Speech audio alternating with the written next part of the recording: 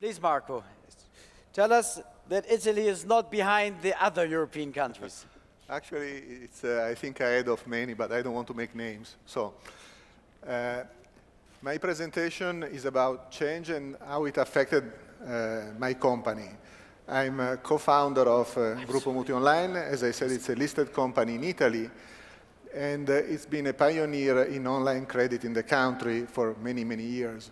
Basically, we introduced the concept of aggregator and online broker for mortgages and personal loans in the country back in year 2000, and this has developed and been quite successful over the years.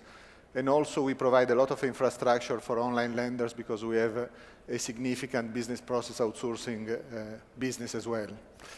The story I want to tell you is a story of change, and I will start from 2011. In 2011, we were a company focused on two businesses that all came from the same intuition, which was exploit the opportunities coming from the underdevelopment of the retail credit market in Italy. First opportunity was intermediation, and we were the leading online mortgage broker with the MutuiOnline brand, same for personal loans, and also we had some physical broking business. And then we were a BPO provider for lenders, mostly for online lenders, but also and increasingly for traditional lenders, providing both commercial and back office activities, mainly for the underwriting phase. So all this, as you can see, is linked to the retail credit market and in particular to the retail mortgage market in the country. This strategy, which was a very focused strategy, focused on Italy, focused on a specific sector, big one, but very specific, allowed us to deliver very good results. We had a 27% compounded annual growth rate in terms of revenues between 2006 and 2011, similar for operating income. And in 2011, to give you an idea, we did more than 70 million euros of revenues, and that generated 31 million, almost 31 million of operating income. And we've been able to keep high margins throughout the entire period, with the broking division contributing a bit more, but overall, very sound margins. So, by the way, we went public in 2007. We were able to beat the plans that we announced when we did the listing and so on. So this was a very strong performance for many years. Then we had a problem. In the summer of 2011, we started seeing a new financial crisis affecting Southern European countries, Italy as well as many others. Basically, the Italian sovereign started having problems funding itself, and this reflected also on the banking sector. So all the Italian banks were having trouble funding themselves, and there was all this talk about the euro breaking up and so on. And this impacted us very rapidly. What happened was that the lenders all at the same time, they decided to increase prices dramatically on new credit. Like spreads went up from 1.5% to 3.5% almost overnight. They tightened credit a lot. And basically, they started rejecting most of the new business. And this caused really a collapse, and this was visible starting in the fall of 2011, of credit originations. It took a while, and in fact, it didn't affect our 2011 numbers, but from January 1st, 2012, it was like falling off a cliff. And at the beginning, this was a supply problem, basically the banks no longer lending money. And then, very rapidly, it became also a demand problem. And actually, today, the situation is that the demand problem still persists. Because of the political turmoil, of the recession, and so on, consumers got really scared, and they decided that they were no longer interested in buying properties or changing their car, and so on. And that dramatically reduced the demand for loans as well.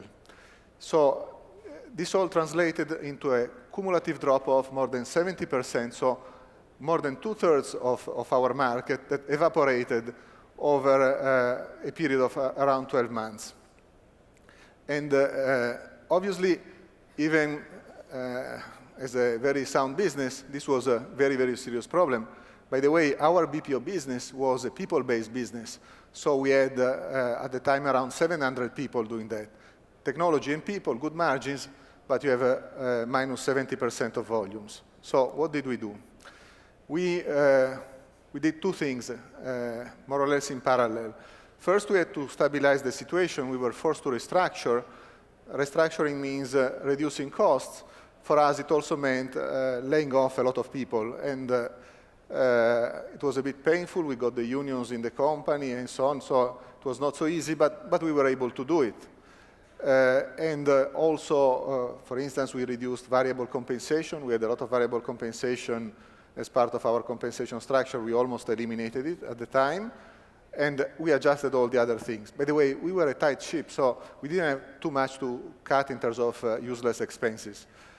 At the same time, we decided, that even worse things could happen. So instead of paying out dividends, as was our history, we would retain the profits of 2011, which were around 20 million euros.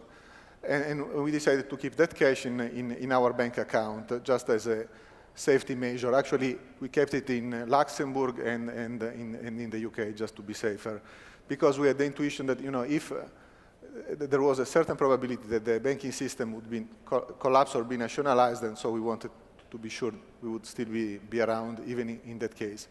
So that was the restructuring part. At the same time, we didn't really want to watch a shrinking business with no clear recovery in sight.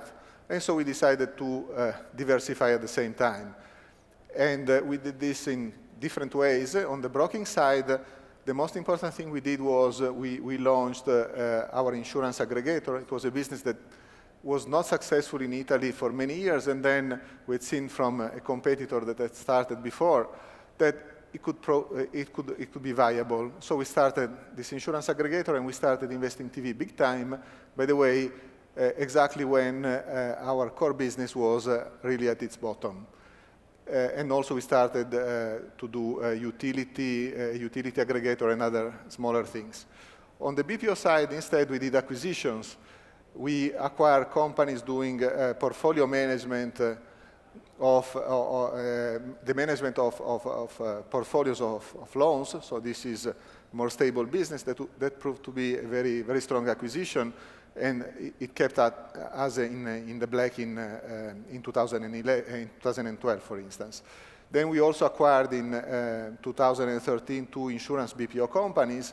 And we also launched a BPO business for the asset management industry. So we really did a lot of new things, both organic and through acquisitions, to enhance growth. The combination of all these actions delivered some results. At first, you see here we have revenues and operating income. At first, we stabilized at the bottom. You see that revenues more than halved, and this includes an acquisition made at the end of 2011. Otherwise, the drop would have been more like 60%. We were able to stay in black almost all quarters, I think. And then we started seeing a recovery. The recovery coming from a stabilization of our core business and the full effects of the restructuring on one side, and the results of all the diversification and growth initiatives that we had launched on the other side. So now we are back on an upward path, both in terms of revenues and in terms of operating income. We no longer have the margins we used to have, but we are working on that. And also today, we have much more potential for growth than we used to have. For instance, now we have two engines of growth. One is the traditional core business, which is credit-related, where the main driver is the potential recovery of the Italian retail credit market. And then we have all the new initiatives, where growth is more driven by our actions, and we are starting to see the results, and they're starting to translate not only in revenue growth, but also in bottom line improvements.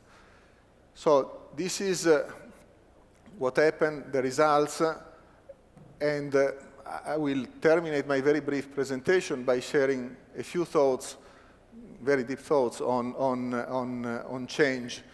And you know, I've been in this business for now almost 15 years, and first of all, I've seen that shit happens, and this happens every now and then. For us, a big challenge, for instance, was a long time ago in 2001. We had started in year 2000 with VC money, only seed money, and in 2001, the internet bubble had burst, and nobody would even talk to us to give us financing. So we almost went bankrupt at the time, and we realized, you know, we really had to rely only on ourselves to be sure. So even if we are super successful, shit happens. Second, when you are in trouble, and this is what happened to us, there is you shouldn't complain. I mean, we could have said, you know, it's not our fault, it's Italy, it's whatever, but it had nothing to do with our business. But it's a fact that these things happen. So this is what you have to do. You just have to roll up your sleeves, don't think about, you know, the glory days, and start fixing things and build back from what is left. And this is what we did.